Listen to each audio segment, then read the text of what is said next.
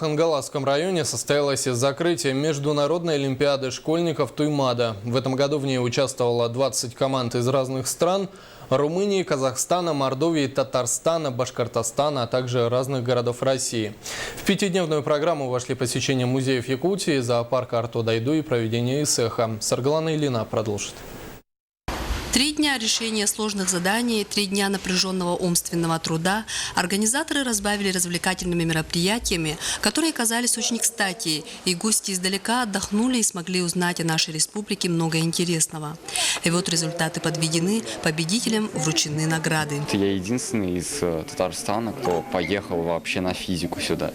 И после этого я решил то, что надо как-то себя показать. Очень сильно готовился к самой Олимпиаде.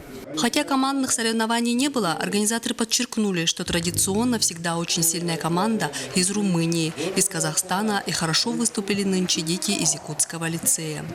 Олимпиада, которая проводится в 22-й раз, должна развиваться качественно, подчеркнул первый президент Республики Саха-Якутия Михаил Николаев.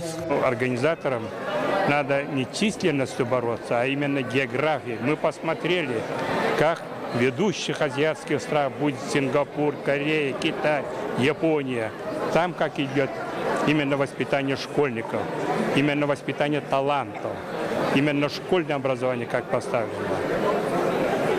Вот тогда мы какую-то отдачу от проводимых мероприятий получим. Именно мы поставили задачи, когда организовали это, учиться у мира.